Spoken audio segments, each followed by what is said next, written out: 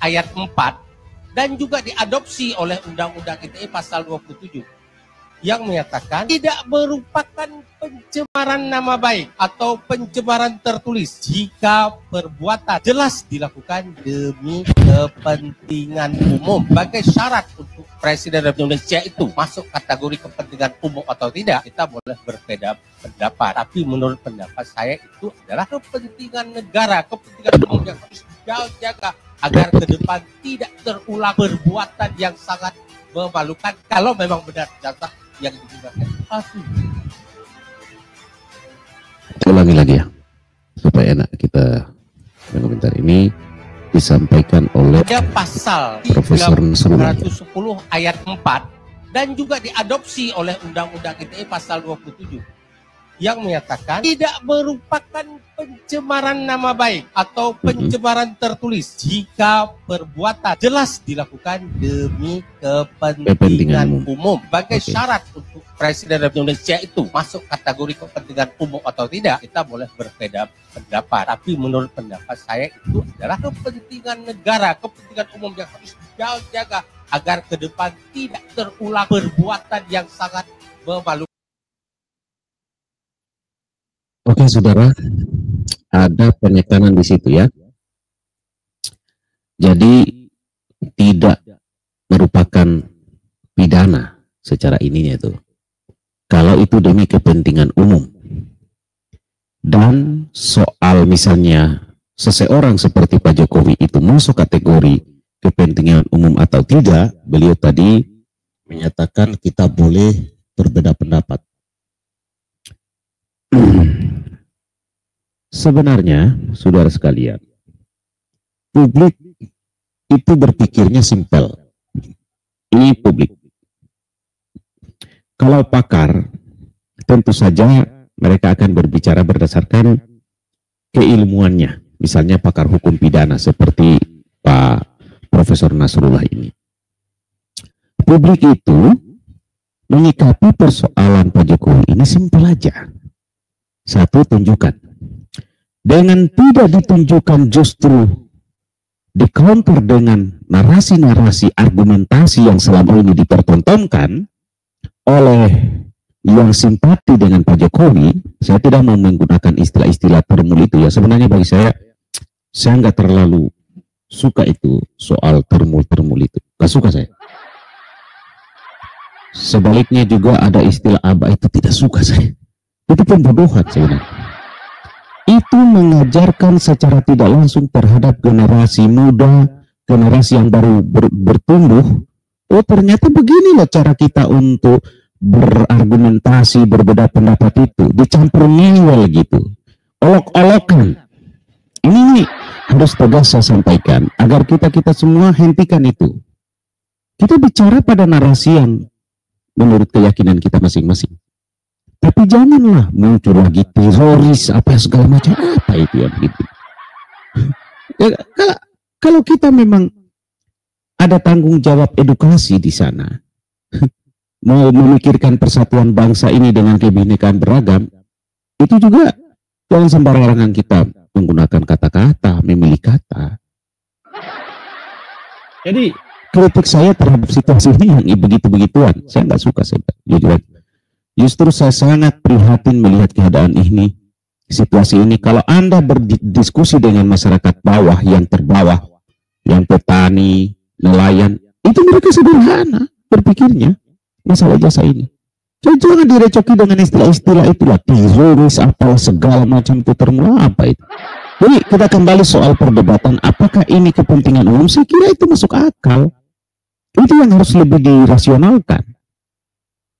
Pejabat publik itu sudah berkaitan dengan masyarakat umum. Dia harus menjadi teladan, contoh.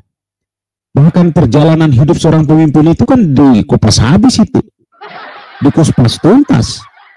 Untuk menjadi pedoman bagi generasi. Bahkan bagi generasi dunia. Itu pemimpin. Makanya saudara, pemimpin itu tidak sembarangan. Nah, kalau kita lihat misalnya bagaimana pemimpin itu digali sampai kehidupan pribadinya, Pak.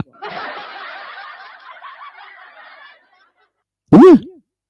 Konsekuensinya di situ, karena di situ akan mengajarkan pedoman petunjuk bagi generasi manusia yang masuk kategori ya manusia yang akan kemudian bertumbuh, yang disebut generasi bangsa, generasi manusia yang akan kemudian itu dijadikan sebuah pedoman. Bahkan dengan kekeliruan dan kesalahan yang dilakukan seseorang yang kemudian jadi pemimpin itu akan menjadi petunjuk bagi yang lain. Oh, saya pun kalau melakukan kesalahan begini jangan putus asa. Karena pemimpin ini juga pernah, namanya manusia bersalah, tapi ternyata bisa dimuliakan Tuhan. Itu kan gurunya, nilai-nilai keguruannya di situ pemimpin itu.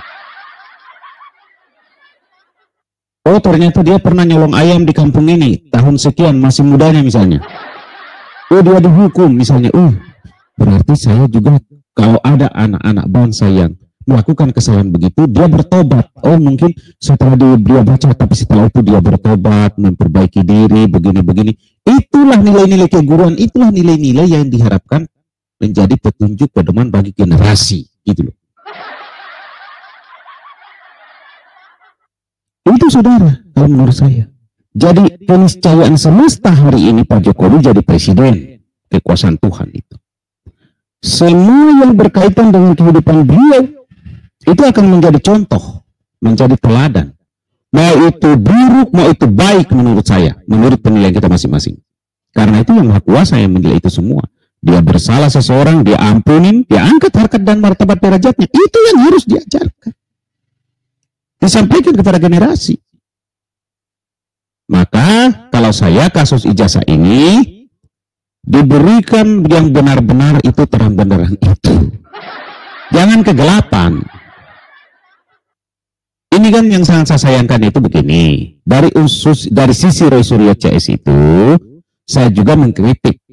Awalnya dulu harusnya jangan sudah heboh baru pergi di UGM. Tahapannya step by step ke UGM, direkam semua, lalu kemudian dibawa ke kementerian. Setelah itu baru lapor polisi. Mereka harusnya lapor polisi. Kalau menurut saya tuh.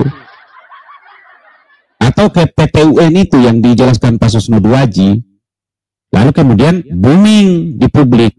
Itu kalau kritik saya, ya. Tapi apakah tadi masuk menarik juga di situ tuh? Kalau betul misalnya Pak Jokowi ini sudah masuk kategori berkaitan dengan umum karena beliau pejabat publik, nah itu yang menarik diperdebatkan. Nah kalau saya justru menganggap itu kepentingan umum karena ini pejabat publik Pak, itu tadi. Semua yang berkaitan dengan bahkan mohon maaf kebiasaan hari-harinya pemimpin itu dicari publik Pak untuk menjadi contoh. Yes. Disitulah nilai seorang pemimpin. Orang mau menulis buku nih. Masa kecil bagaimana, dewasa bagaimana, terus bagaimana, seperti apa perjalanan hidupnya. Itu yang mau ditulis. Makanya kalau perlu ijazah itu apapun, piagam-piagam segala macam dipajang di monumen nasional sana di mana kayak. Dibuat satu monumen besar untuk pemimpin-pemimpin di negara ini untuk menjadi contoh, menjadi percontohan bagi generasi selanjutnya. Itu kalau saya. Itu kan sesuatu hal yang tabu kalau bicara soal ijazah pemimpin. Sesuatu. Ada lagi yang seru juga itu kan, dan itu di counter juga oleh Pak Nasrullah ini kan. Salah satu stasiun TV ada yang menyatakan, kenapa ijazah presiden yang lain tidak diributkan? Ya karena tidak ada indikasi. Dan tidak ada yang menelusuri soal itu. Ya kan? Nah jadi sudahlah, kita jangan terlalu melebar soal ini.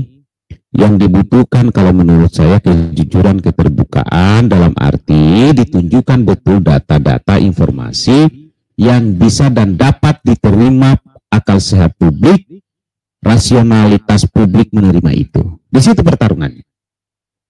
Karena kasihan Pak. Kalau model-model terus begini yang dipertontonkan, lama-lama masyarakat ini kurang percaya terhadap sistem bernegara ini. Benar. Sekali lagi karena sistem itu, namanya sistem bernegara, sistem itu satu kesatuan yang tidak bisa dipisahkan antara satu dengan yang lain karena saling mempengaruhi Pak. Ya? Jadi orang tidak percaya terhadap sistem pendidikan nasional ini, dalam hal permohonan ijazah, misalnya bermasalah di negeri ini, itu juga bagian daripada kepercayaan publik terhadap sistem bernegara. Muncul lagi ketidakberasan di soal penegakan hukum, juga menambah persentase. harus disadari. Makanya kerja keras ini bagi pemimpin ya untuk memperbaiki bangsa dan negara ini dengan segala problematikanya yang sangat kompleks. Kerja keras dibutuhkan pemimpin yang betul-betul dapat memilah ya, memetakan, ada pemetakan masalah, dipetakan dulu masalah di sini, masalah ini, lalu diselesaikan satu persatu. Kalau tidak, nggak tahulah ke depannya gimana ya. Itu tanggapan saya, saudara. Nah, bagaimana dengan Anda? Silakan Anda komentar ya. Jangan lupa klik tombol subscribe, like, share, dan komen. Assalamualaikum warahmatullahi wabarakatuh. Merdeka.